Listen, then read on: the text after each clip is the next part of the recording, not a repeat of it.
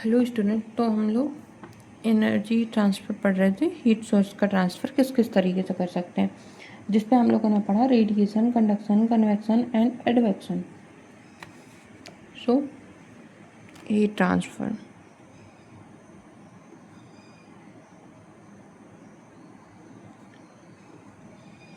कैसे कैसे हो सकता है ये पढ़ा हमने।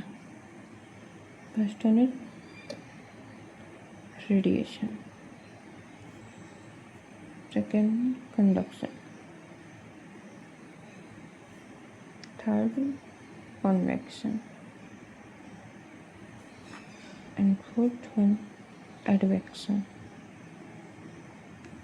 ओके, सो रेडिएशन होती है, उसमें क्या होता है कि हीट सोर्स क्या होता है, डिस्टेंट होता है और इंटरवेनिंग मीडियम की वजह से हीट ट्रांसफ़र होती है।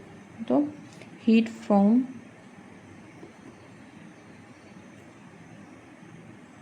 Distant source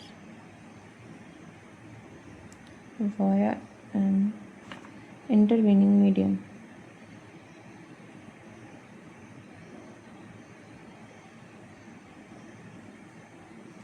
conduction. कंडक्शन में क्या होता है, हॉट एंड कूल बॉडी होती है, वो फिजिकल कांटेक्ट में आ करके एनर्जी शेयर करती हैं। Hot and cool body physical contact. Next convection. Convection में क्या होता है कि हॉटर रीजन का जो फ्लूइड है वो अपवेल करता है कोल्डर रीजन में और फिर सिंक करता है। ये एक तरीके का वर्टिकल मूवमेंट होता है।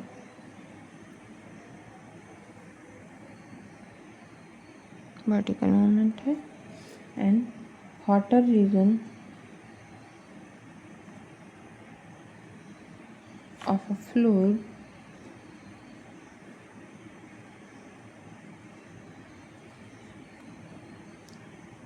अपवेल, जो हॉटर फ्लूइड है वो अपवेल करेगा। जैसे हमारा एस्थेनोस्फीयर से मैग्मा जो हमारा लिक्विड है वो अपर क्रस्ट पर कभी आता है, या फिर जो एस्थेनोस्फीयर में कन्वेक्शन सेल डेवलप होती है उस टाइम पे हॉटर मैग्मा ऊपर आता है, फिर वो कूल डाउन होकर सिंक होकर नीचे चला जाता है। So hotter fluid upwell in colder reason.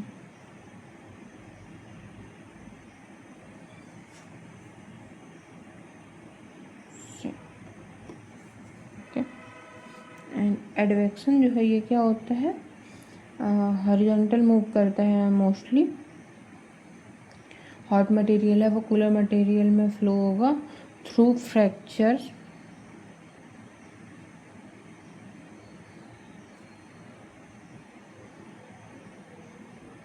pipes, okay, and other kind of horizontal movement. इसका एग्जाम्पल है जो मेजर ग्लोबल विंड पैटर्न है वो इस पर वर्क करता है, वो हॉरिजॉन्टली मूव कर रहे होते हैं। ओके, तो अभी आई होप क्लियर होगा। अब इनके बारे में आप चाहो तो कुछ कुछ चीज़ें लिख सकते हो, जैसे रेडिएशन है। सो रेडिएशन क्या है, transfer of heat in the form of electromagnetic waves, primarily in IR wave जो इंफ्रारेड वेव है उनके माध्यम से हमारी अर्थ को मिलती है। And it does not require a medium, तो जो इलेक्ट्रोमैग्नेटिक वेव्स हैं उनको ट्रांसफ़र करने के लिए किसी भी तरीके के मीडियम की ज़रूरत नहीं होती है। Radiation can be travel through vacuum. जब मीडियम की ज़रूरत नहीं होती है तो उस कंडीशन को हम क्या बोलते हैं, वैक्यूम बोलते हैं। तो ये जो रेस हैं ये वैक्यूम में भी, IR रेस हैं या EM वेव है, ये वैक्यूम में भी ट्रैवल कर सकते हैं। तो रेडिएशन के बारे में हम क्या क्या लिख सकते हैं कि रेडिएशन में transfer of heat in the form of EM waves, primarily IR wave या फिर infrared wave. It does not require a medium to travel and जो radiation can travel through vacuum. तो ये हो गया, और ये हीट फ्रॉम डिस्टेंट सोर्स हमें मिलेगी बाय द इंटरवेनिंग मीडियम भी मिल सकती है। And second one is conduction. Conduction में हम क्या लिख सकते हैं कि transfer of heat through a material without the movement of material itself. हम मटेरियल की हीट तो ट्रांसफ़र कर रहे हैं बट हम मटेरियल को ट्रांसफ़र नहीं कर रहे हैं। It occurs due to the vibration and interaction of molecules in solid, liquid and gas. तो ये किसकी वजह से हो रहा है? इट अकर्स ड्यू टू जो वाइब्रेशन है और जो इंटरेक्शन हो रहा है between the molecules in solid, liquid, gas. तो यानी कि ये तीनों ही कंडीशन में, तीनों ही फेजेस में जो हमारे मीडियम की हैं, जो अवस्था है हमारी, उस पर ट्रेवल कर सकता है। In solid, atoms and molecules are tightly packed. When one part of the solid heated, its molecule vibrate faster and transfer energy to neighboring molecules through direct contact। अब देखो, कोई भी सॉलिड है, वो सॉलिड का जब एक पार्ट हम गर्म करेंगे, मान लो ये पेन है, इसको हम इस डायरेक्शन से गर्म कर रहे हैं, तो इसके जो मॉलिक्यूल हैं वो हीट को, इस पार्टिकल को देंगे, फिर उसके बाद यहाँ यहाँ यहाँ चलते चलते हमारे हाथ के पास में भी ये हीट जो होगी गर्म होने लगेगा ये पेन, तो हमें हीट फील होने लगेगी, ये टेम्परेचर राइज फील होने लगेगा। ओके, तो ये होता है इसकी वजह से। अब जो मेटल्स हैं जैसे कि कॉपर, एल्यूमिनियम, ये कंडक्ट करती हैं, बहुत ही एफिशिएंटली इसको कंडक्ट करेंगी। क्यों कंडक्ट करती हैं ऐसी? क्योंकि इनमें फ्री इलेक्ट्रॉन पाया जाता है जो कि एनर्जी ट्रांसफ़र को इन्हांस कर देता है। ओके, तो ये हो गया कंडक्शन। अब जब हॉरिजॉन्टल मूवमेंट होगा तो उसको हम एडवेक्शन बोलते हैं। एंड नेक्स्ट है कन्वेक्शन। कन्वेक्शन क्या होता है? सॉरी, कन्वेक्शन होता है कि जब हम ट्रांसफ़र करते हैं हीट को through the movement of fluid, liquid या फिर गैस, तो जिसमें हम डायरेक्ट जो मटेरियल है जिसकी हीट ट्रांसफ़र कर रहे हैं, तो वो मटेरियल जब हम ट्रांसफ़र करते हैं तो उसको बोलते हैं हम कन्वेक्शन। और ये सॉलिड में नहीं होता, ये लिक्विड या फिर गैस में होगा, उसमें डायरेक्ट मटेरियल ट्रांसफ़र होगा। तो it occurs due to difference in density caused by heating. ये किसकी वजह से हो रहा है? क्योंकि जो है हीट है, हीट की वजह से डेंसिटी डिफरेंस हो रही है, डेंसिटी डिफरेंस की वजह से जो मटेरियल है वो अपवर्ड राइज कर रहा है, और जैसे ही उसकी जो टेम्परेचर है वो कम हो रही है तो उसकी डेंसिटी बढ़ जा रही है और वो फिर सिंक करता है। Okay, so when a fluid is heated, it expands because less dense and rise. The cooler, denser fluid then moves in to replace it, forming convective currents. This continuous cycle transfer heat effectively. Okay, so I hope अभी heat transfer आपका clear होगा। Okay, next topic है हमारा geothermal gradient.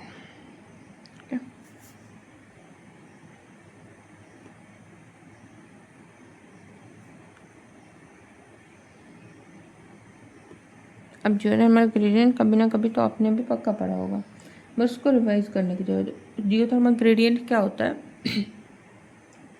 ये होता है, okay sorry, सो geothermal gradient क्या होता है?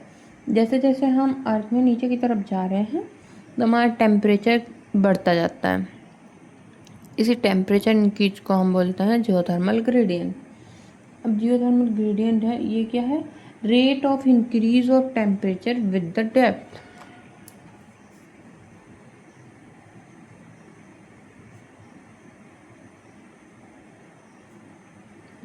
टेम्परेचर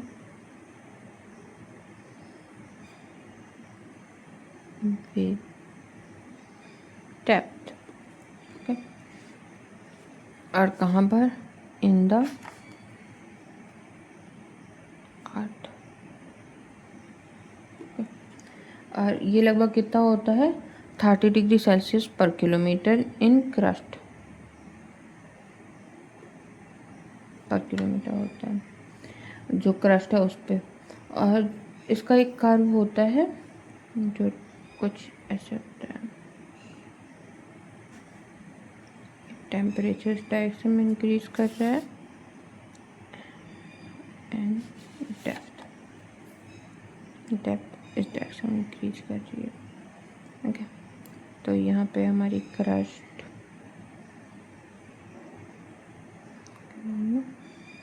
बाउंड्री लेयर,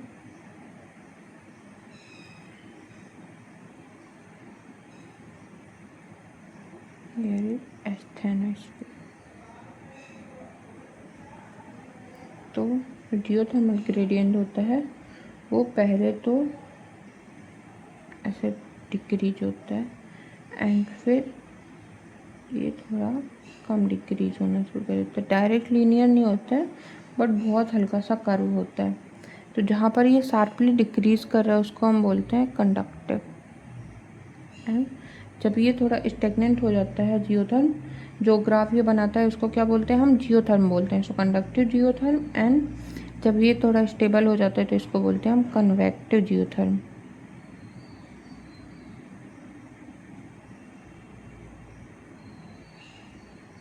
ओके, सो ये होता है। अब ये कब लीनियर नहीं होता है बट हमेशा ही थोड़ा थोड़ा गिरता रहता है with the help depth. Linear क्यों नहीं होता है कि अगर जो जियोथर्म है वो लीनियर हो जाएगा तो जो यहाँ तक आते आते टेम्परेचर कितना बढ़ जाएगा, 63 71 गुड 30 करो, इतने में कोई भी मटेरियल स्टेबल नहीं रहेगा, सारा का सारा मटेरियल लिक्विड में बन जाएगा। पर हमने आज के सीस्मिक स्टडी से क्या पता है कि अंदर का मटेरियल जो है वो सॉलिड स्टेट में भी है, कोर में, तो ये पॉसिबल नहीं रहेगा। इसके लिए हम ये बोलते हैं कि ये बाद में लीनियरली डिक्रीज करना स्टार्ट कर देता है जो जियोथर्म है हमारा। सो जियोथर्म क्या होता है, डिलिबरेटली नॉन लीनियर होता है and steep upper gradient reflect करता है जो कि less efficient conductive heat transfer को बताता है थ्रू द सॉलिड रॉक्स। और फिर उसके बाद में एक फ्लैटर लोअर कर्व रिप्रेजेंट करता है जो कि बताता है हाईली एफिशिएंट इडियाबैटिक एंड जो कंडक्टिव हीट है उसके ट्रांसफ़र को। और जो बाकी का भी होगा मटेरियल होगा वो नीचे जाते जाते लीनियर हो जाएगा, जिसकी वजह से सारा का सारा जो अर्थ के इंटरनली मटेरियल है वो मोल्टन नहीं होता है उसकी वजह से। एक और फैक्ट होता है कि जो सबडक्शन जोन होता है वहाँ पर ये और डिक्रीज हो जाता है, अप्रॉक्स 10 डिग्री सेल्सियस पर किलोमीटर हो जाता है। क्यों? क्योंकि जो हमारा लावा आ रहा है वहाँ पे या फिर जो भी हीट वहाँ पे बढ़नी है वो ड्यू टू वाटर डिक्रीज कर जाती है। ओके, सो आई होप अभी आपको जितना भी था इससे रिलेटेड कि किस तरीके से हीट डिक्रीज करती है इंक्रीज करती है वो सारा कुछ आई होप अभी आपको क्लियर हो गया होगा। ओके ओके, सो हम लोगों ने याद कर लिया। अब उसके बाद में जो टेम्परेचर है, टेम्परेचर का यूनिट कन्वर्जन भी आना चाहिए हमें, क्योंकि कई बार क्वेश्चन पूछ लेता है। तो yes, unit conversion in temperature.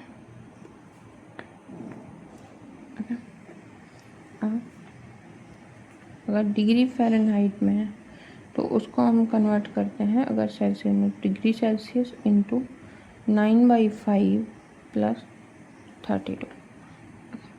अब अगर फ़ारेनहाइट में दिया है डिग्री सेल्सियस में करना हो हमें, so degree Celsius equal to क्या हो जाएगा, डिग्री फ़ारेनहाइट में -32 इंटू 5/9। एंड अगर केल्विन में दिया हुआ हो हमें और डिग्री सेल्सियस में दिया हुआ और केल्विन में करना है तो डिग्री सेल्सियस प्लस 273.15। और अगर हमें केल्विन में दिया है और डिग्री सेल्सियस में करना है सो केल्विन -273.15। और फिर क्या होता है, अगर हमें केल्विन में दिया है और हमें फ़ारेनहाइट में करना है तो एक तो हम ऐसे ही कर सकते हैं, केल्विन में दिया हो और हमें फ़ारेनहाइट में इसको कन्वर्ट करना है। तो फ़ारेनहाइट क्या होता है, एक सेकेंड, केल्विन, हाँ, डिग्री फ़ारेनहाइट क्या होता है हमारा, सो फ़ारेनहाइट क्या होता है, डिग्री सेल्सियस इंटू 9/5 + 32। अब जो केल्विन है उस पर डिग्री सेल्सियस कितना होता है, केल्विन -273.15। तो इस पर हम लिख सकते हैं equal to Kelvin -273.15 into 9/5 + 32। Okay, तो ये हो गया कन्वर्जन फैक्टर। ओके, किस तरीके से यूनिट कन्वर्जन होता है टेम्परेचर का। कुछ अलग अलग फैक्ट हैं, अगर कभी आ सकता है, जैसे सेट वगैरह के एग्ज़ाम होते हैं उनमें फैक्चुअल डेटा पूछ लेता है, तो उसके लिए आप याद कर सकते हो कि जो हॉटेस्ट रिकॉर्डेड आज तक नेचुरल टेम्परेचर है वो कितना किया गया है और कहाँ किया गया, तो वो है हमारा hottest recorded natural temperature in death valley, USA, जो कि है 56.7 डिग्री सेल्सियस। ओके, एंड जो कोल्डेस्ट नेचुरल टेम्परेचर है वो कहाँ किया गया है, वॉस्टॉक स्टेशन में Antarctica, coldest Vostok station Antarctica 89 degree Celsius. Okay, and coldest inhabited place क्या है, ओमियाकॉन है रसिया की, जो कि 67.7 डिग्री सेल्सियस है। ओके, तो ये हो गया। सो अभी आई थिंक ये क्लियर होगा। अब जो हमारा लिथोस्टैटिक प्रेशर है, जिसका हम लोगों ने फॉर्मूला देखा था ρGH, ये ρGH आया कहाँ से था हमारा, ये वहाँ पे हम बताना भूल गए थे। तो जो प्रेशर होता है, प्रेशर क्या होता है, फोर्स अपॉन एरिया होता है, एंड जो फोर्स है वो क्या होता है, मास इंटू त्वरण। तो यहाँ पे त्वरण क्या हो जाएगा, एक्सेलरेशन, ग्रेविटी हो जाएगा, एंड ए। अब जो मास है वो क्या होता है, volume into density and gravity on A. अब जो वॉल्यूम है उसको हम क्या लिख सकते हैं, एरिया इंटू लेंथ लिख सकते हैं। सो रो हो गई डेंसिटी, एच हो गई लेंथ, एंड ए हो गया area into G upon A. तो ए हट गया एंड ये हो गया P equal to ρGH। Okay, so pressure equal to ρGH हो गया। अब इनका जो यूनिट है वो भी हम देख सकते हैं, यहीं से देखें अगर हम, तो केजी पर मीटर क्यूब की हो जाएगी, केजी पर मीटर क्यूब इंटू मीटर पर स्क्वायर, ग्रेविटी की हो गई इंटू मीटर। तो ये क्या हो गई, केजी, मीटर मीटर कट गया, सो केजी पर एक metre and second square.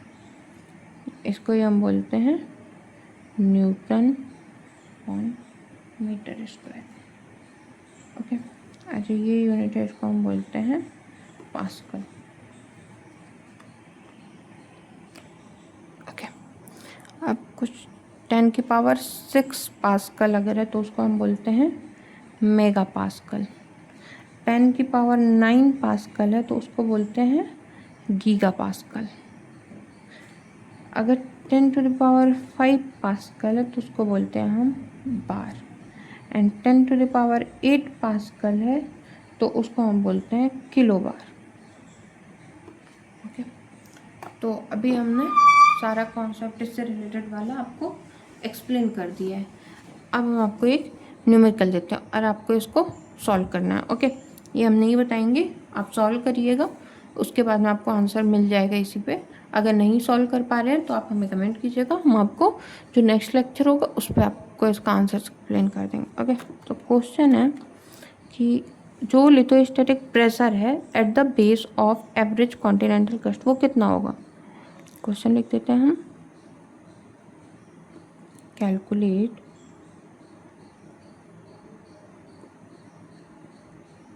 lithostatic pressure at the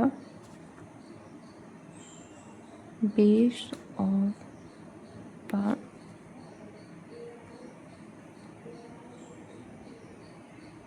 average continental crust। Okay, और इसका आंसर आप सभी को करना है, ठीक है, सबके सब जिसका जो आ रहा है। देखो यूट्यूब में तो वैसे भी आपको कोई पहचान नहीं रहा है कि कौन सा किस का आईडी है, कोई इतना याद नहीं रख रहा है, तो आप लोग पक्का से बताओगे कि कौन सा किसका आंसर आ रहा है। इसका आंसर हम आपको एक्सप्लेन कर देंगे नेक्स्ट लेक्चर में, पर उसका वेट नहीं करना है आपको, आप खुद से अपना जो भी आ रहा है उसको बताइए। Okay, so thank you so much for watching this video lecture. इसके आगे वाले लेक्चर में अब हम लोग मेजर एलिमेंट, माइनर एलिमेंट, इनके बारे में डिस्कस करेंगे। Okay, so thank you so much for watching this lecture and very best for your examination.